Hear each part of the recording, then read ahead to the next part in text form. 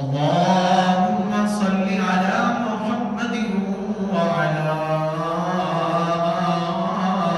آل محمد كما صليت على إبراهيم وعلى آل إبراهيم إنك حميد مجيد. اللهم بارك على محمد وعلى آل محمد كما باركت على إبراهيم وعلى آل إبراهيم إنك حميد مجيد. يا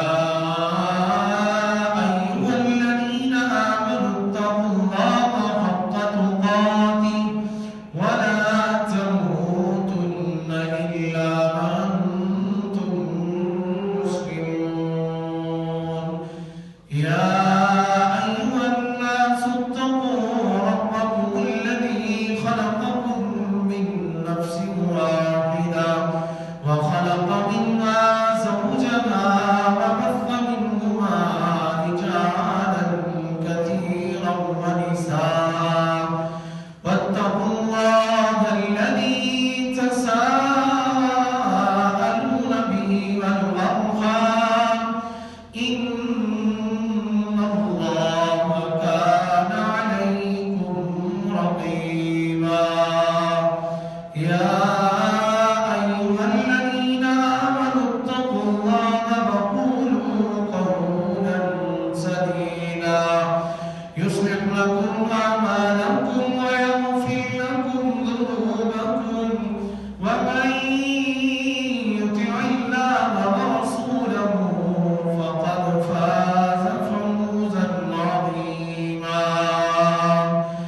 رب اشرح لي صدري ويسر لي أمري واحلل عقدة من لساني يفقهوا قولي.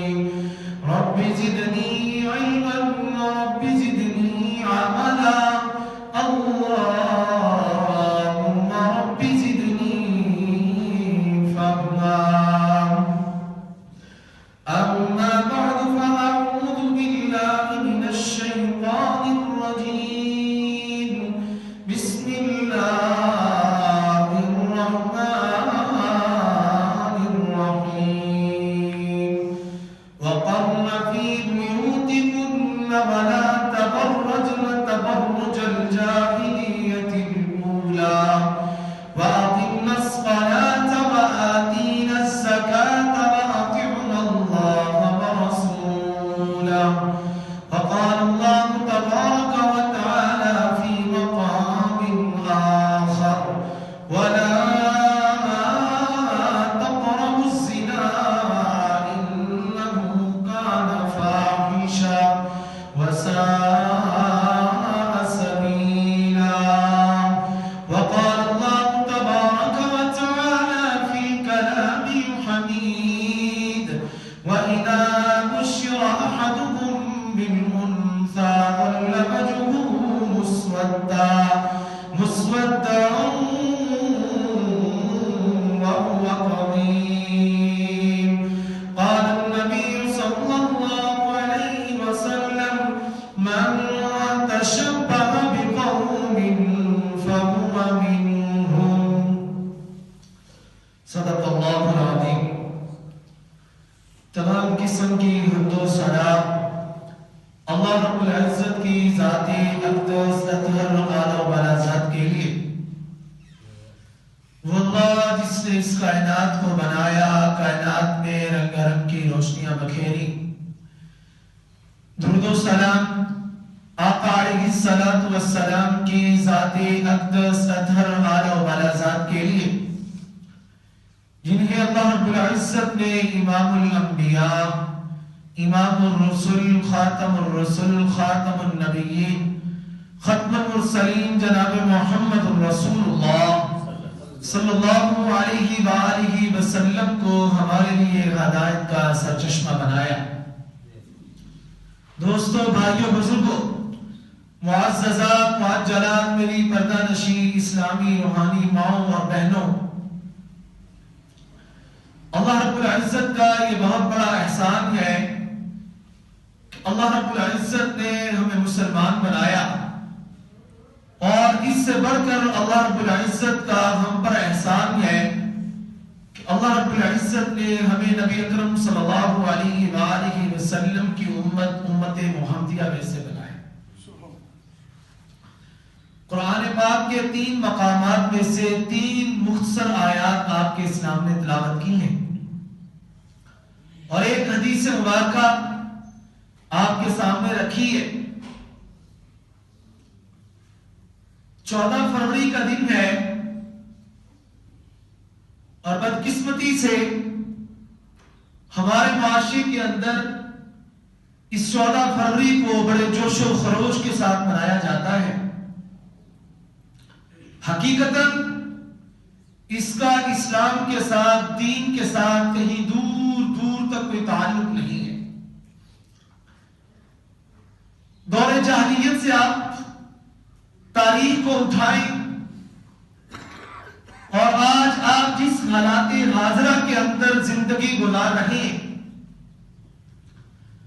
آپ اس حالات کے اندر بھی ایک عورت کے مقام کو، اس کی شان کو دیکھیں، اور آپ اس کا اندازہ لگائیں کہ دور جاہلیت کے اندر عورت کا کیا مقام تھا اور آج ہمارے دور کے اندر کیا ہے۔ وَإِذَا بُشِّرَ أَحَدُهُم بِالْأُنثَىٰ ظَلَّ وَجْهُهُ مُسْوَدًّا وَهُوَ كَظِيمٌ۔ قرآن مجید میں یہ منظر کشی کی ہے کہ اگر کسی کے ہاں بیٹی کی پیدائش ہوتی تو یہ بات سننے کے بعد غمزدہ ہو جاتا، اس کا چہرہ سیاہ ہو جاتا کہ بیٹی پیدا ہو گئی ہے۔ اللہ کے نبی علیہ السلام کی بعثت ہے، پھر اس کے بعد حالات کس طرح بدل رہی ہیں۔ پاک پیغمبر علیہ السلام کی آمد سے قبل کی عورت کا مقام کیا ہے، اور آپ کی بعثت کے بعد کی عورت کا مقام کیا ہے، اور جن حالات کے اندر ہم زندہ ہیں ان کی عورت کے اندر حالات کیا ہے۔ موازنہ کریں، تاریخ کو اٹھائیں، اپنے معاشرے کے اندر اس چیز کے اوپر نظر دوڑائیں کہ اللہ رب العزت نے اس عورت کو پیدا کرنے کے بعد جس مقام کے ساتھ اس کو اس دنیا کے اندر ایک مقام عطا کر دیا، وہ اللہ کے نبی علیہ السلام کی آمد سے قبل کیا تھا، ان کی آمد کے بعد کیا تھا، اور حالات حاضرہ کے اندر عورت کا مقام کیا ہے۔ ہماری عائشہ رضی اللہ تعالی عنہا حدیث کی راویہ ہے کہ کتاب النکاح کے اندر امام بخاری اس حدیث کو لاتے ہیں۔ ہماری عائشہ بیان کرتی ہیں کہ جاہلیت کے دور کے اندر نکاح کی 4 قسمیں رائج تھیں۔ ایک قسم یہ تھی کہ جو ہمارے ہاں آج کل سنت رسول صلی اللہ علیہ وآلہ وسلم کے مطابق ہے کہ نکاح ہو جاتا ہے، بچی اپنے خاوند کے عقد میں چلی جاتی ہے، پھر زندگی گزار رہی ہے جس طرح اللہ کے نبی علیہ السلام نے ہمیں طریقہ بتا دیا۔ فرماتی ہے ایک یہ بھی اس جاہلیت کے دور کے اندر نکاح کا طریقہ تھا کہ عورت نے کسی کے ساتھ نکاح کیا، اب وہ عورت مخصوص دنوں کے اندر داخل ہو گئی، مخصوص دن گزارنے کے بعد اپنا ہی خامد اس عورت کو کسی اور کے حوالے کر کے چلا جاتا ہے، جس کا نام و نسب بڑا اعلیٰ ہے، جس کا خاندان قبیلہ بڑا اعلیٰ، بڑے نام والا، رتبے والا، لوگوں کی نظر میں اسلام میں نہیں، اسلام نے اس کا معیار اور رکھا ہے۔ اِنَّا خَلَقْنَاكُم مِّن ذَكَرٍ وَأُنثَىٰ وَجَعَلْنَاكُمْ شُعُوبًا وَقَبَائِلَ لِتَعَارَفُوا إِنَّ اکرمکم عند اللہ اتقاکم. اللہ رب العزت فرماتی ہے سورہ حجرات کے اندر کہ ہم نے یہ قبیلے، یہ آپ کی ذات، یہ بات آپ کی پہچان کے لیے بنائی ہے، لتعارفوا، آپ ایک دوسرے کو پہچان سکیں. لیکن اللہ کے ہاں آپ کا معیار کیا ہے؟ ان اکرمکم عند اللہ اتقاکم. آپ کا متقی ہونا، اللہ سے ڈرنا، خوف زدہ ہو جانا، اللہ سے آپ کا مقام اللہ کے ہاں ہی ہے. لیکن اس دور کے نام کے مطابق ان کا حسب، ان کا نسب، ان کا جلال، ان کا روب، ان کا مال، شوہر خود اپنی بیوی کو اس کے حوالے کر کے آ رہا ہے. اب وہ عورت اس کے ساتھ وقت گزار رہی ہے.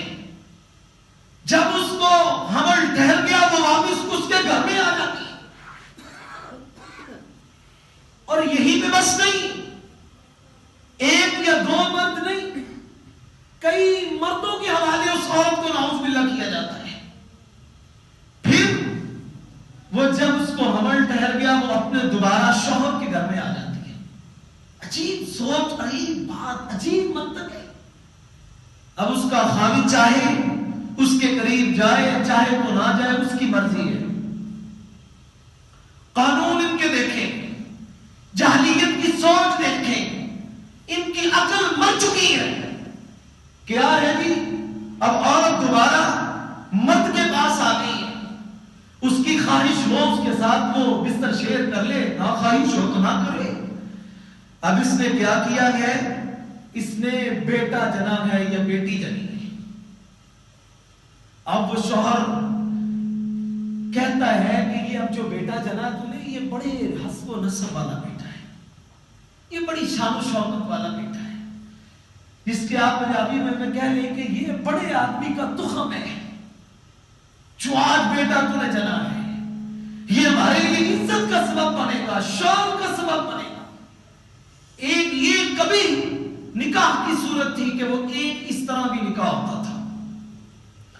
دوسرا یہ تھا کہ عورت 10 سے کم لوگوں کے پاس بھیجی جا رہی ہے، کم از کم 9 7 8 آدمی اس کے ساتھ بستر شیئر کرتی. اب پھر اس کے ذریعے جو وہ بچہ پیدا ہوتا ہے وہ عورت تمام لوگوں کو پیغام بھیجتی ہے، کہتی ہے جی میرے پاس آئے. اور وہ تمام کے تمام مرد جنہوں نے اس کے بستر کے اوپر گئے اس کے ساتھ ہم بستری کی، ان کی مجبوری ہے کہ وہ آئیں گے. امام بخاری کتاب النکاح کے اندر یہ بات لے کے آئی. وہ آتی ہے پاس اور وہ کہتی ہے کہ تمہیں یاد ہے کہ تم نے میرے ساتھ بستر پہ رات گزاری تھی. اکیلے اکیلے کو کہتی ہے کہ تمہیں یاد ہے تم نے میرے ساتھ بستر کے اوپر رات گزاری تھی. یاد ہے، ہم ہی بنتے ہیں، یاد ہے مجھے. اب ایک قیافہ شناس آدمی کو بلایا جاتا ہے، اس کو کہا جاتا ہے جی آپ دیکھیں 7 8 9 آدمیوں نے اس کے ساتھ بستر شیئر کیا تھا. اب یہ پیدا ہونے والے بچے کی شکل کس کے ساتھ ملتی ہے؟ اب وہ پہچاننے کے بعد جس مرد کا نام لے دے گا اس مرد کی مجبوری ہے کہ وہ بچے کو ساتھ لے جائے گا اور اس کی پرورش کرے گا. ایک یہ بھی نکاح کی صورت تھی. تیسری یہ پھر وہی مرحلہ کہ عورت کسی کے پاس گئی، ہم بستری کی، وقت گزارا، پھر اس نے وہی سارے مردوں کو واپس بلایا کہ میں نے تیرے ساتھ رات گزاری تھی، یاد ہے؟ یاد ہے. اب یہ عورت کی مرضی ہے کہ ان میں سے جس کو مرضی چاہے اس کے اوپر ہاتھ رکھ دے، اسے کہے کہ یہ بچہ تمہارا ہے. اب جنہوں نے اس کے ساتھ عورت کے وقت گزارا تھا ان کی مجبوری ہے کہ اس بچے کو وہ پالیں گے، اپنے ساتھ لے کے جائیں. یہ جاہلیت کا دور ہے. اللہ کے نبی علیہ السلام کی آمد سے قبل کی بات ہے. یہ جاہلی رسوم و رواج، یہ بیٹی کو اپنے لیے ایک ذلت کا باعث سمجھنے والا آدمی اور محلے کے اندر منہ چھپانے والا آدمی کہ لوگ کہیں گے اس کے گھر کے اندر بیٹی پیدا ہوئی ہے، لوگ کہیں گے کہ بیٹی والے ہوں. تو بد نصیب، کبھی یہ بھی تو سوچ جس سے اس بیٹی کو جنم دیا ہے وہ کیا ہے؟ کیا وہ عورت نہیں ہے؟ جس کے ساتھ سونے کی خواہش ہے کیا وہ عورت نہیں ہے؟ جس کے ساتھ منہ کالا کرنے کی خواہش ہے کیا وہ عورت نہیں ہے؟ تم تو کسی کے ساتھ لیٹنے کی خواہش رکھتے ہو. یہ وہی بیٹی ہے جس نے آج جنم لیا ہے. یہ مقافات عمل ہوگا. آج کسی کے ساتھ تم سو رہے ہو، کل کو اس کے ساتھ بھی سوئے گا. وَلَا تَقْرَبُوا الزِّنَا إِنَّهُ كَانَ فَاحِشَةً وَسَاءَ سَبِيلًا. سورہ بنی اسرائیل اللہ رب العزت فرماتے ہیں کہ لوگوں زنا کے قریب بھی نہ جانا. إِنَّهُ كَانَ فَاحِشَةً، یہ فحش چیز ہے، یہ بدکاری ہے. وَسَاءَ سَبِيلًا، اور یہ راستہ بھی اچھا راستہ نہیں ہے، برا راستہ ہے. لوگوں اس کے قریب بھی نہ جانا. اللہ کے نبی علیہ الصلوۃ والسلام کے پاس ہماری عائشہ بیان کرتی ہیں کہ اللہ کے نبی علیہ الصلوۃ والسلام مبعوث ہو گئے، آپ کی بعثت ہو گئی. پھر اللہ رب العزت فرماتی ہیں فَلَمَّا بُعِثَ مُحَمَّدٌ صلی اللہ علیہ وآلہ وسلم، جب ہم نے اللہ کے نبی علیہ الصلوۃ والسلام کو مبعوث فرمایا بالحق ہدم، ہم نے اللہ کے نبی علیہ الصلوۃ والسلام کو حق کے ساتھ مبعوث فرما دیا. حرم نکاح الجاہلیہ، ہم نے جتنے بھی جاہلیت کے نکاح رواج اور عموم رسموں کے اندر ہو چکے تھے رائج، ہم نے وہ ختم کر دیے. پھر آگے کیا کیا؟ کلہ الا نکاح الناس اليوم. ہماری عائشہ نے اپنے وقت کی بات کی ہے کہ جو ہمارے اندر جو آج نکاح کا ایک رواج ہے، جو طریقہ ہے، جو اصول ہے، اللہ کے نبی علیہ الصلوۃ والسلام نے فرمایا صرف یہی نکاح کا طریقہ باقی رہے گا، کوئی اور نکاح کا طریقہ باقی نہیں. پھر آپ کے دور کے اندر متعہ بھی کسی حد تک، کسی دور تک جائز رہا. پھر آپ نے اس حالت کے اندر بھی سمجھا کہ یہ عورت کی عزت نہیں ہے، یہ عورت کی شان نہیں ہے کہ عورت کچھ دنوں کے لیے کسی کے پاس جائے، اس کے معاوضے میں کچھ لے، پھر دوبارہ جس کے ساتھ مرضی چاہے نکاح کر لے. آپ نے فرما دیا خیبر کے موقع پر کہ لوگوں آج کے بعد متعہ بھی حرام ہے. یہ طریقہ اللہ کے نبی کو پسند نہیں، نہ اللہ کے نبی علیہ الصلوۃ والسلام کو پسند ہے، نہ اللہ کو پسند ہے. یہ طریقہ بھی ختم کر دیا گیا. اللہ کے نبی علیہ الصلوۃ والسلام نے جو طریقہ رائج کر دیا، آپ نے فرمایا کہ اس اسلام کے اندر، اس دین کے اندر اللہ جس دین کو ان قریب مکمل کر دے گا، پورا کر دے گا.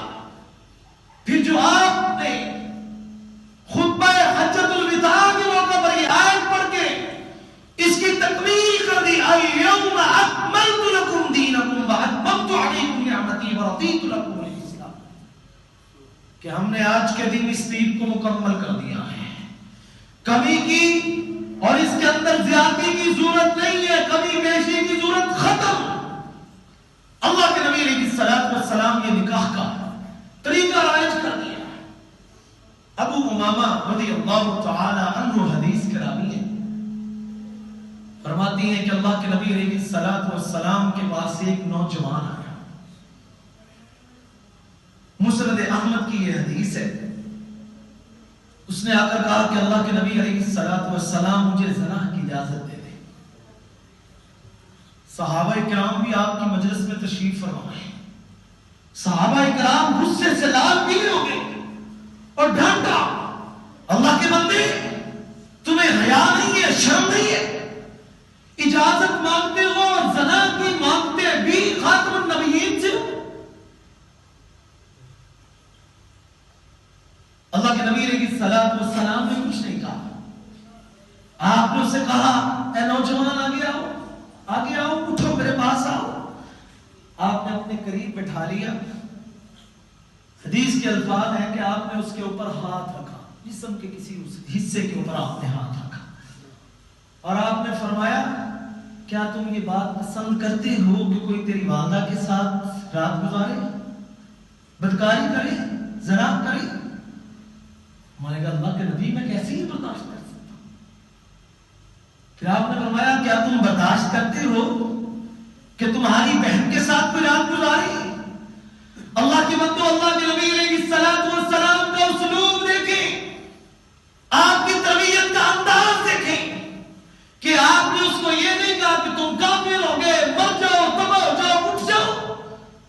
آپ نے اپنے پاس بلایا، آپ نے اس کی تربیت کی ہے، اس کو سمجھانے کی کوشش کی.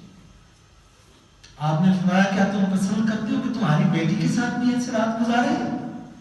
تمہاری پھوپھو کے ساتھ، تمہاری خالہ کے ساتھ، کسی رشتہ دار کے ساتھ جو تمہارے لیے محرم ہے، کیا تم چاہتے ہو کہ اس کے ساتھ کوئی وہ رات گزارے؟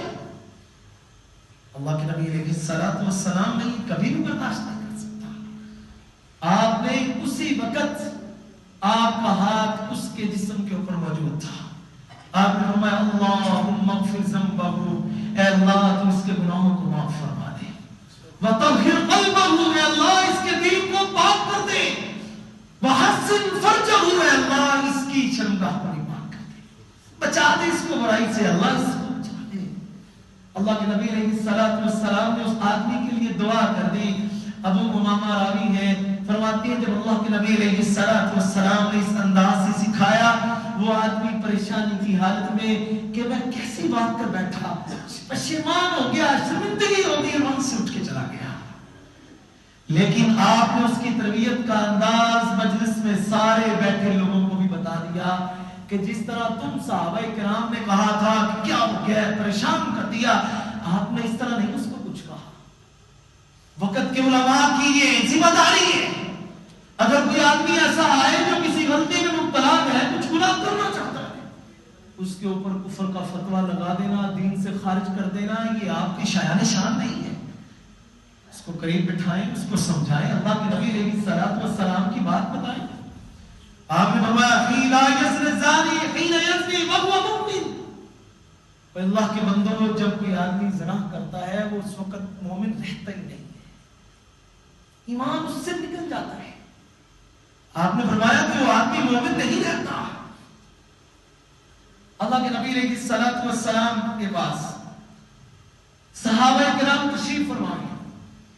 آپ نے فرمایا اگر کوئی آدمی اپنی بیوی کے بارے میں کہے کہ میں نے اس کو بدکاری کرتے دیکھا ہے، آپ نے فرمایا کہ وہ 4 گواہ پیش کرے. سعد بن عبادہ رضی اللہ تعالی عنہ بھی مجلس میں موجود ہیں.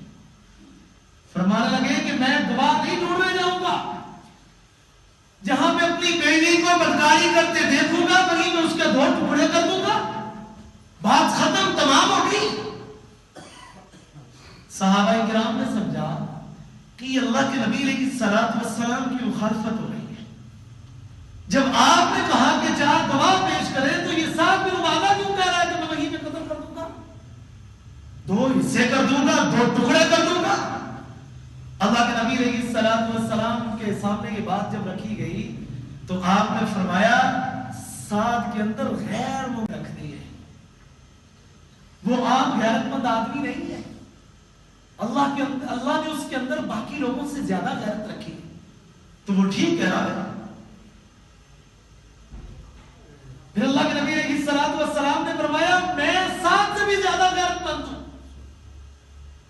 اور اللہ مجھ محمد سے بھی زیادہ غیرت مند ہے. سعد بن عبادہ رضی اللہ تعالی ان کی غیرت، ان کا یہ خوف الہیت اور تقوی. اللہ کے نبی علیہ الصلوۃ والسلام میدان احد کے اندر تشریف فرمائے. حالات بڑے خوفناک ہو گئے، جنگ بڑی عام ہے، پھیل چکی ہے. اللہ کے نبی علیہ الصلوۃ والسلام کو نشانہ بنا لیا گیا. لیکن سعد نے آ کر آگے کیا کیا؟ سعد بن ابی وقاص نے آ کر آگے سینہ تان دیا. اللہ کے نبی آپ بیٹھ جائیں، اللہ کے نبی آپ پیچھے ہو جائیں، جھک جائیں، کہیں آپ کو یہ تیر نہ لگ جائے. آپ نے اس وقت یہ کلمے کہے تھے فداک امی وابی یا ابا یا سعد بن عباس. اللہ کے نبی علیہ الصلوۃ والسلام نے کہا کہ سعد بن ابی وقاص میرے ماں باپ تجھ پہ قربان ہوں، ان کے اوپر اور بات کرو اور تیزی سے بات کرو. اور سعد بیان کیا کرتے تھے صحابہ کرام کے درمیان کہ مجھے اس بات پہ فخر ہے کہ اللہ کے نبی علیہ الصلوۃ والسلام نے مجھے یہ جملہ کہا تھا کہ سعد بن ابی وقاص میرے ماں باپ بھی تجھ پہ قربان ہو جائیں. یہ کسی صحابی کے لیے عام بات ہے، یہ اعزاز کم ہے کسی صحابی کے لیے کہ اللہ کے نبی علیہ الصلوۃ والسلام نے یہ جملہ کہہ دیا. آگے بڑھتے ہیں. حضرت یوسف علیہ السلام کو زلیخا نے کیا کہا تھا؟ وراودته التي هو في بيتها عن نفسه وغلقت الابواب. دروازے بند کر دیے، کنڈیاں لگا دی، غلط ذہن بنا چکی ہے، بدکاری کا ذہن بن گیا. اور یوسف علیہ السلام سے آ کر کہا قالت حیت لک، تیرے ساتھ بدکاری کرو، میں تمہارے ساتھ بدکاری کرنا چاہتی ہوں. حضرت یوسف علیہ السلام نے کیا جملہ کہا تھا؟ قال معاذ اللہ انہ ربی احسن مثواي انہ لا یفلح الظالمون.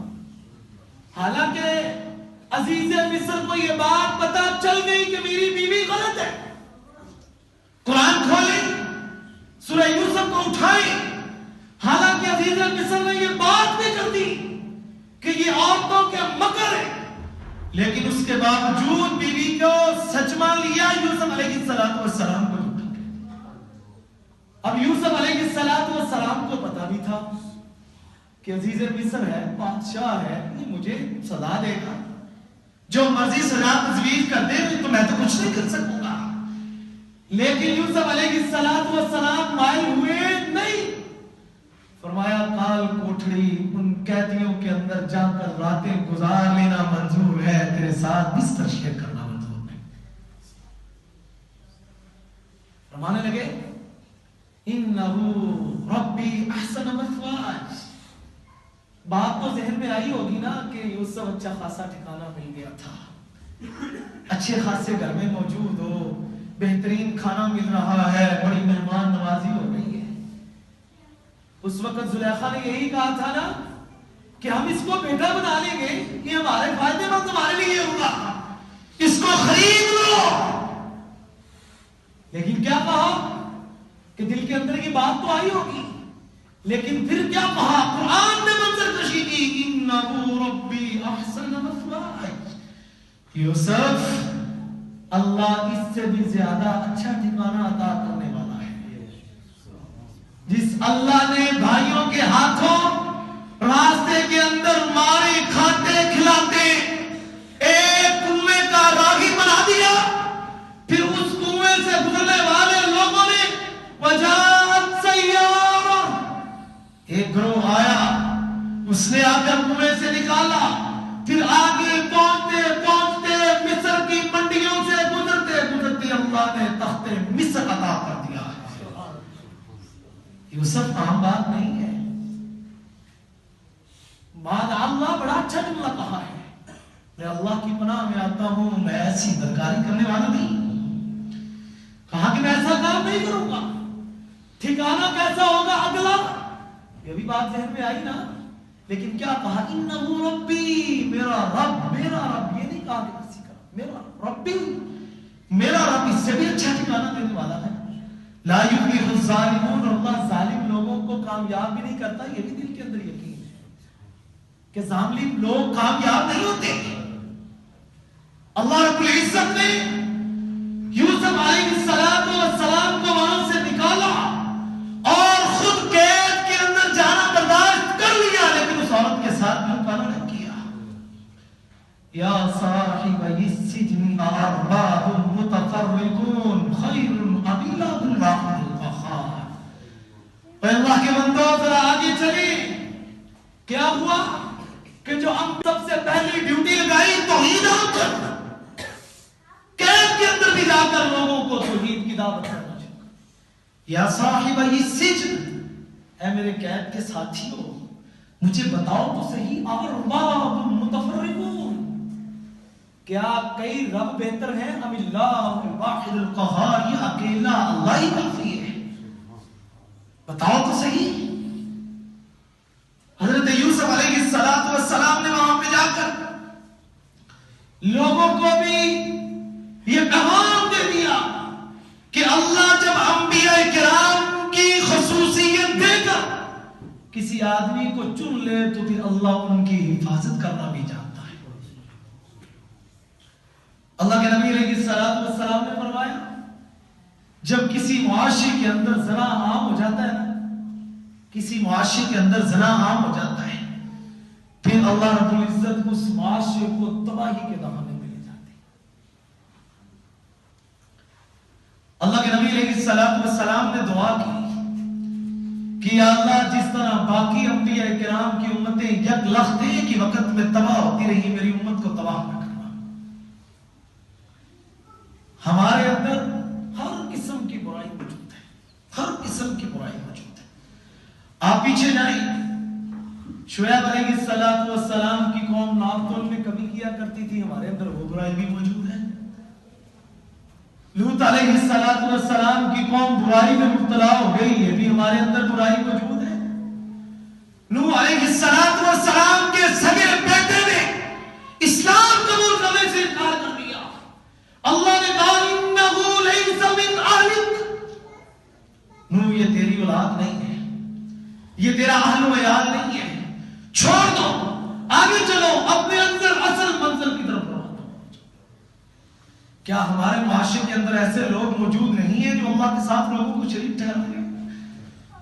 الغرض ہمارے اندر تمام برائیاں موجود، لیکن اس کے باوجود اللہ کے نبی علیہ السلام کی دعا ہے کہ جس کی وجہ سے ہم آج بچے ہوئے۔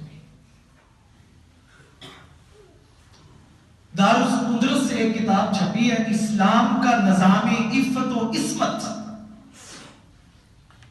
اس کے اندر مولانا لکھتے ہیں کہ ایک تحقیق کے مطابق انگلستان کے اندر ہر سال 90,000 عورت بغیر کسی اور مرد کے ذریعے حاملہ ہوتی ہے، اپنے خاوند کے ذریعے نہیں، 90,000 عورت کسی اور مرد کے تھرو حاملہ ہوتی ہے، پھر وہ 90,000 عورت اپنا حمل ضائع کرواتی ہے۔ فرانس کے اندر آپ کے موجودہ اندازے کے مطابق 5 لاکھ عورت فاحشہ ہیں جن کے گھروں کے باہر جھنڈے لگے ہوئے ہیں کہ جو مرضی آئے اپنی زندگی گزارے، ساتھ چند لمحات گزارے اور چلا جائے۔ آپ یہ دیکھیں، ہمارا یہ آج کا دن 14 فروری کا دن کو جنہوں نے ویلنٹائن ڈے کا نام دے دیا، عقل تسلیم نہیں کرتی کہ شریعت نے ہمیں والدہ کی شکل میں جنت کی بشارت دے دی۔ الجنت تحت اقدام الامہات، امام سیوطی فرماتے ہیں الجنت تحت اقدام الامہات، کہ اللہ نے تمہاری ماؤں کی قدموں میں جنت رکھ دی ہے۔ اور بیٹی کی صورت میں یہ کہہ دیا کہ 2 بیٹیوں کی پرورش کرو، من آل جاریتین، اللہ جنت میں اللہ کے نبی علیہ السلام کے ساتھ اس طرح پڑوس عطا کر دے گا جس طرح یہ 2 بیٹیاں۔ بیٹی کی پرورش کرنے کے ساتھ یہ کتنا بڑا اعزاز دے دیا، اور بیوی کی شکل میں کہہ دیا کہ جب تمہاری شادی ہو جاتی ہے ہم تمہارا ایمان تکمیل کو پہنچا دیتے ہیں، تمہارا ایمان تکمیل کو پہنچ جاتا ہے۔ لیکن وہی حدیث حضرت امامہ والی پیچھے پلٹی، پیچھے چلی کہ اگر میں نہیں چاہتا کہ میری والدہ کے ساتھ نعوذ باللہ کوئی زنا کرے، تو پھر آج آپ اپنی کسی بھی عورت کو کیوں پھول دینے جا رہے ہیں؟ کسی کی بہن ہوگی، کسی کی بیٹی ہوگی، ہو سکتا ہے کسی کی والدہ بھی ہو، اس کی کوئی حقیقت موجود نہیں ہے، کوئی بھی مین وجہ موجود نہیں ہے کہ یہ ویلنٹائن ڈے ہے کیا۔ انسائکلوپیڈیا ہے، وہ ایک بندہ لکھتا ہے جی یہ عاشقوں کا دن ہے، دوسرا یہ بات لکھتا ہے جی یہ محبوبوں کا دن ہے۔ مولانا عطا اللہ ہے، وہ یہ بات لکھتے ہیں کہ اس کا آغاز اصل میں ایک انداز سے ہوا۔ ویلنٹائن آدمی ایک نامی تھا، اس کو مذہب تبدیل نہ کرنے کی وجہ سے جیل میں ڈال دیا گیا، اور جیل کے اندر اس کو اس جیلر کی بیٹی پسند آ گئی، لیکن اس کو پھانسی کا حکم تھا۔ جب پھانسی چڑھانے لگے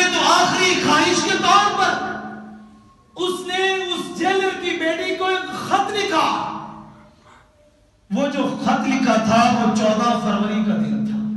یہ اپنی ایک باتیں ہیں، بندوں کے اپنے اقوال ہیں، ایک اپنی سوچ ہے کہ اس کا آغاز کہاں سے، کہ جو وہ خط لکھا گیا اس خط کے دن کو 14 فروری کو آج تک بے حیائی کے نام کے طور پر منایا جا رہا ہے. بے حیائی کے طور پر آج بھی منایا جا رہا ہے.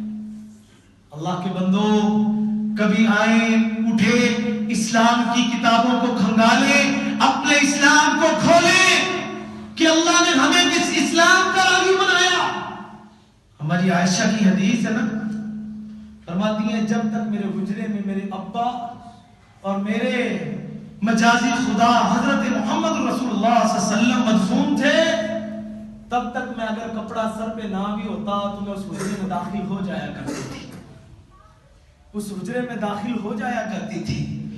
لیکن جب سے ابا اور حضرت محمد صلی اللہ علیہ وآلہ وسلم کے ساتھ حضرت عمر بن خطاب مدفون ہوئے گئے، جب سے حضرت عمر بن خطاب کی وہاں پہ لوح مبارک بنائی گئی، میں آج تک اس حجرے کے اندر بغیر دوپٹے کے داخل نہیں ہوئی. اللہ کے بندو، حضرت عمر دنیا سے رحلت کر گئے ہیں. ہماری آج کی لبرل عورتوں کے مطابق حیا تو آپ کی آنکھوں کا ہے. اللہ کے بندو پیچھے جائیں، ہمارے اسلاف جن کو ہم نے پیروی جن کی کر لی ہے. ہماری عائشہ بیان کرتی ہیں کہ میں بغیر دوپٹے کے اس حجرے کے اندر کبھی داخل نہیں ہوئی، کیونکہ پہلے تو میرے محرم تھے، میرے ابا تھے، میرے خامد تھے، لیکن آج نامحرم بھی یہاں پہ آ گئے. عمر بن خطاب کی صورت ہے. حضرت ہماری عائشہ رضی اللہ تعالی عنہا اور آپ کی ایک اور بیوی آپ کے پاس تشریف فرما. مشہور حدیث مبارکہ ہے، آپ سن رکھیے. عبداللہ بن ام مکتوم نابینا صحابی ہیں. اللہ کے نبی علیہ الصلوۃ والسلام کے پاس 2 بیویاں بھی ہیں. تشریف لائے عبداللہ بن ام مکتوم، وہ دونوں بیویاں اسی حالت میں اللہ کے نبی علیہ الصلوۃ والسلام کے پاس بیٹھی رہی. آپ نے فرمایا کہ آپ نے پردہ کیوں نہیں کیا؟ آپ نے پردہ کیوں نہیں کیا؟ ایک بیوی نے کہا کہ اللہ کے نبی وہ نبینا ہے تو ان کو نظر ہی نہیں آتا. اللہ کے نبی علیہ الصلوۃ والسلام کا جملہ دیکھیں. آپ نے فرمایا عبداللہ بن ام مکتوم نبینا ہے، تم تو نبینا نہیں ہو، تم تو نبینا نہیں ہو. اور بھائی پردہ کرو، اللہ کا یہ حکم ہے، وَقَرْنَ فِي بُيُوتِكُنَّ وَلَا تَبَرَّجْنَ تَبَرُّجَ الْجَاهِلِيَّةِ الْأُولَىٰ. حضرت عمر بن خطاب نے کہا اللہ کے نبی، یہ میری خواہش ہے کہ آپ کے پاس طرح طرح کے لوگ آتے ہیں، جب آپ کے پاس کوئی لوگ آئے تو آپ کی بیویوں کو پردہ کرنا چاہیے. خواہش کا اظہار کیا. اللہ نے آسمان سے قرآن کا نزول فرما دیا کہ نبی قل لأزواجك وبناتك ونساء المؤمنين يدنين عليهن من جلابيبهن. اے اللہ کے نبی اپنی بیویوں سے کہہ دیں کہ آج کے بعد یدنین اپنی اوڑھنیاں اوڑھ لیں. وبناتک اور اپنی بیٹیوں سے بھی کہہ دیں. ونساء المؤمنین اور مومنوں کی عورتوں سے بھی یہ بات کہہ دیں کہ آج کے بعد تمہیں بغیر پردے کے بغیر. پھر ایک اور آپ کو حدیث سناؤں، ایمان تازہ ہو جائے گا. اللہ کے نبی علیہ الصلوۃ والسلام کے دور میں صحابیات آپ کے پیچھے نماز پڑھا کرتی تھی. صحابہ کرام بھی گزرتے ہیں اور صحابیات بھی گزر کے مسجد کی طرف آتی ہیں. آپ کو محسوس ہوا کہ صحابہ کرام جب گزر رہے ہوتے ہیں تو کچھ عورتوں بھی ساتھ ایسے مخلوط ہو جاتی ہیں، مکس ہو جاتا ہے کام. آپ نے فرمایا کہ آج کے بعد ایک کنارے پر سائڈ میں چلا کرو. آپ نے عورتوں کو مردوں کے ساتھ مخلوط ہونے سے منع کر دیا. راوی بیان کرتے ہیں کہ ہم نے اپنی آنکھوں سے دیکھا کہ صحابیات کو وہ حکم ملنے کے بعد جب وہ بازار میں جایا کرتی، مسجد کی طرف جاتی، وہ اس طرح مسجد کے جانے کے وقت دیواروں کے ساتھ ٹیپ لگا کے گزرتی کہ اکثر ان کی چادریں دیواروں کے ساتھ چپک جائے.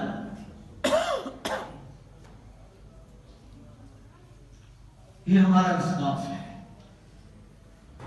انہیں ہم نے ماننا ہے، انہیں الزهراء تعالی عنہا، جس کے بارے میں اللہ کے نبی علیہ الصلوۃ والسلام نے کیا فرمایا تھا؟ فاطمہ بضعۃ منی فمن ابغضها ابغضنی فمن احبها احبنی. فاطمہ میرے جگر کا ٹکڑا ہے، جس نے فاطمہ سے محبت کی گویا اس نے میں محمد سے محبت کی، جس نے فاطمہ کے ساتھ بغض رکھا گویا اس نے میں محمد کے ساتھ بغض رکھا. حضرت فاطمہ کی بات کو کبھی اٹھائیں، ہماری ماں بیٹیوں بہنوں کو بتائیں کہ حضرت فاطمہ الزہرا رضی اللہ تعالی عنہا نے یہ بھی قبول نہیں کیا کہ میرا جنازہ دن میں اٹھایا جائے اور میرے قبر کے اوپر غیر محرم مردوں کی نظر پڑے. حضرت علی سے کہہ دیا کہ میرا جنازہ بھی رات کے اندھیرے میں اٹھانا کہ کسی غیر محرم کی میرے کفن کے اوپر کی نظر نہ پڑ سکے. ہماری مائیں بہنیں آج کہہ رہی ہیں کہ حیا تو آنکھوں کا ہوتا ہے، پردے کا کون سا ہے؟ یہ کون سا ہے؟ آپ نے فرمایا کہ عورتوں اپنے گھروں میں ٹھہر جاؤ، وَلَا تَبَرَّجْنَ تَبَرُّجَ الْجَاهِلِيَّةِ الْأُولَىٰ، اپنی زیب و زینت کو اس طرح ظاہر نہ کرو جس طرح جاہلیت کی عورتیں کیا کرتی تھی. آپ نے منع کر دیا. اوے اللہ کے بندو، یہ تو میں عورتوں کی بات کر رہا ہوں، اوے آپ ہمارے صحابہ کرام میں سے مردوں کی مثالیں اٹھا لیں. حضرت عثمان کی وہ حدیث یاد ہے؟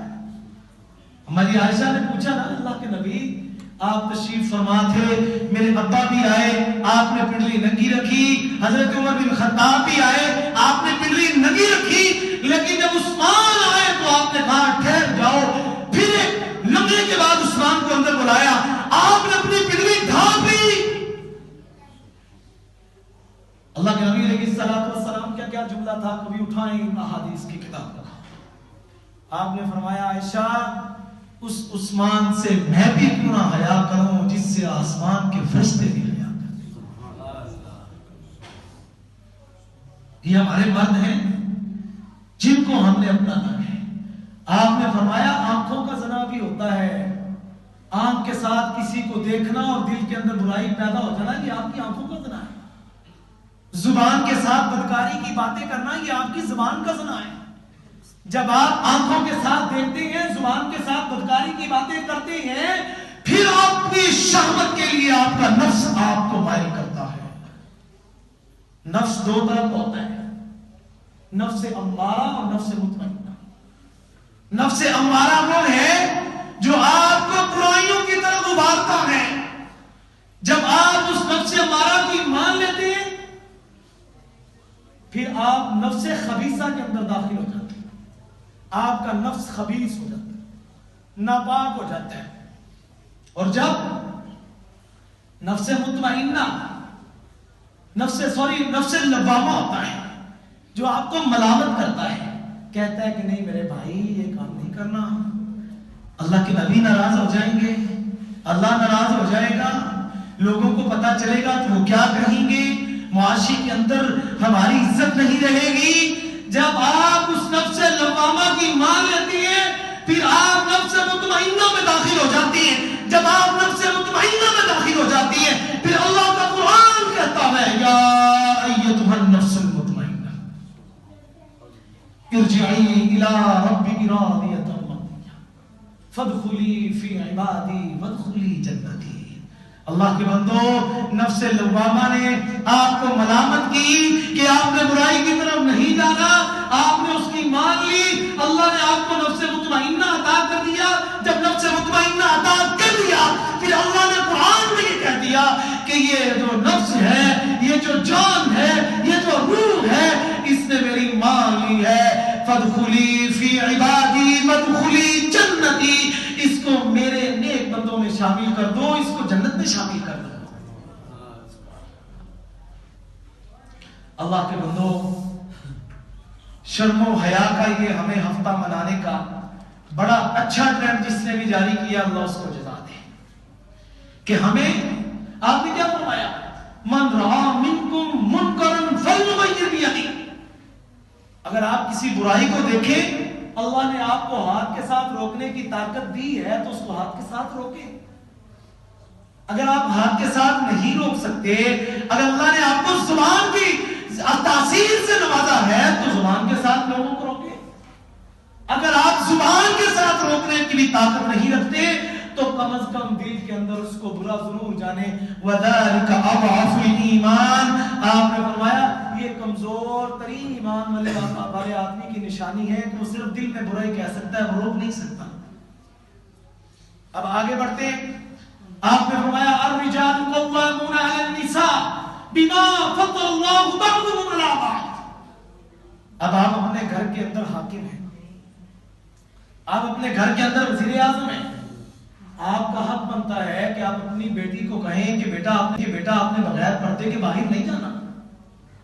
جب آپ حاکم ہیں تو آپ سے پوچھا بھی جائے گا. مجھے اب حدیث کی سند یاد نہیں ہے صحیح ہے یا غلط ہے, لیکن وہ مجھے جملہ آج بھی اٹریکٹ کرتا ہے کہ اللہ کے بندو ساری زندگی کی نیکیاں 1:30 بجے ختم کریں. اللہ کے نبی علیہ الصلوۃ والسلام ایک دعائے کات نزول کی بات کی جاتی ہے کہ وہ آدمی جنت میں داخل ہونے لگتا ہے, ایک پاؤں جنت کے اندر اس کا رکھنے کے لیے تیار ہوتا ہے اور ایک پاؤں باہر ہوتا ہے. فرماتے ہیں پیچھے سے بیوی بھاگتے بھاگتے آتی ہے. یہ بندہ بڑا ہی نیک ہے, تہجد گزار, روزے رکھنے والا, اللہ کی عبادت کرنے والا, اللہ کے سامنے آبرزاری کرنے والا, سسکیاں لے لے کے رونے والا.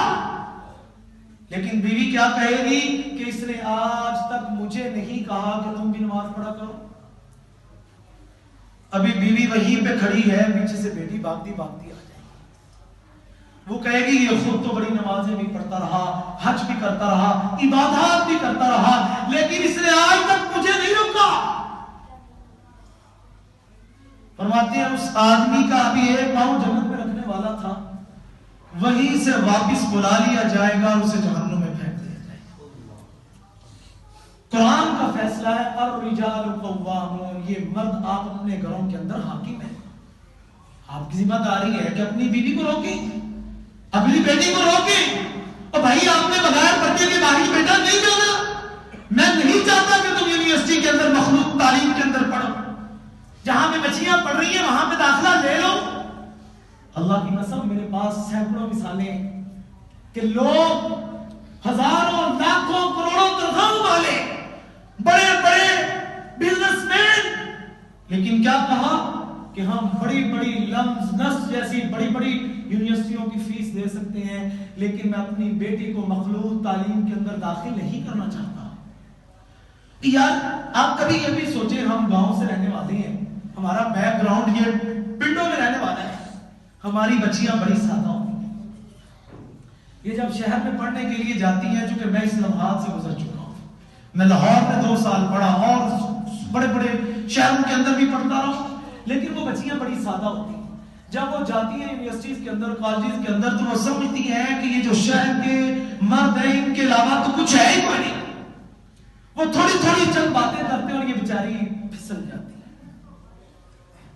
جاتی ہیں. اللہ کے بندو ہم خود ہی اس پہ قابو پائیں بطور حاکم. ہماری ذمہ داری ہے تو یہ تبھی بہتر ہے.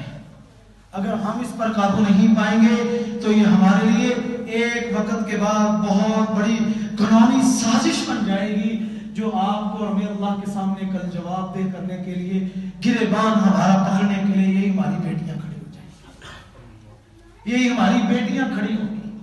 اللہ کے بندو ہم میں نے یہ بات آغاز میں کی ہے کہ آپ نے جاہلیت کے دور کی عورت کو دیکھیں, پھر اللہ کے نبی علیہ الصلوۃ والسلام کی بعثت کے فوراً بعد جو عورت کو مقام ملا, عزت ملی, اس کو دیکھیں. پھر اس کے بعد ہمارے حالات حاضرہ میں آ جائیں, آج کی عورت کو دیکھیں. کیا ہماری عورت اس جاہلیت کے دور کو گزرتی نہیں جا رہی؟ تبرج میں تبرج الجاہلیہ کی مثال ہم پیش نہیں کر رہے. اپنے خاوند کے سامنے کبھی نہ منہ دھونے والی عورت آج بازار میں سرخی پاؤڈر لگا کے نکلتی ہے. یہ ہمارا المیہ ہے, ہم کس پستی میں جا رہے ہیں. اللہ کے نبی کی دعا ہے کہ ہم غرق نہیں ہوئے, ورنہ ہم پر تمام قسم کی آزمائشات بھی موجود ہیں. بے برکتی ہمارے گھروں میں, پوری دنیا سے لطر ہم کھا رہے ہیں, ہماری معیشیت آپ کے سامنے ہے. گھر کے اندر ہر مرد کی عزت کیا ہے اس کو جانتا ہے. یہ ساری چیزیں اور آپ کے میرے سامنے. लाखों कमाने वाला भी शाम को शिकवा कर रहा है और चंद हजार चंद टके कमाने वाला भी शिकवा कर रहा है। और हमारी मिसाल मौजूदा जिस तरह हमने वैलेंटाइन डे को उस आदमी से अडॉप्ट कर लिया और आज बनाने के लिए मुसलमान बड़ी बड़ी दाढ़ियों वालों की बेटियां भी तैयार हो गई। अल्लाह के बंदो, हमारे लिए ये अल्लामा इकबाल ने कहा था, वज़ा में हो तुम नसारा तो तुमद्दुन में हुनूद, ये है मुसलमान जिन्हें देखकर शर्माए। यहूदी देखकर हमें शर्मा कि ये मुसलमान है, अपने नबी का नारा लगाते हो तुम मुसलमान हो, अल्लाह के नबी पर जान कुर्बान करने की बातें करते हो तुम मुसलमान हो, अपना घर तो तुम महफूज कर नहीं सके तो तुम आबाही निकलकर इस्लाम का क्या बोलबाला करोगे? मुझे बताएं, तारीख को उठाएं कि आपके सामने वो कितने लोगों के पास वसाइल थे जब हजारों करोड़ों के हिसाब से जमीन फतह कर ली गई और मुसलमानों को दे दी गई कि जाओ जाकर जिस तरह मर्जी इस्लाम का नफ्ज करो। कितने वसाइल थे जो हमारे पास आज वसाइल हैं, क्या इससे ज्यादा वसाइल थे? नहीं, इतने वसाइल नहीं थे भाइयों, हमसे कम वसाइल थे। टाइम पूरा हो चुका है, फिर कभी इंशाअल्लाह मौका मिला तो आगे गुफ्तगू करेंगे।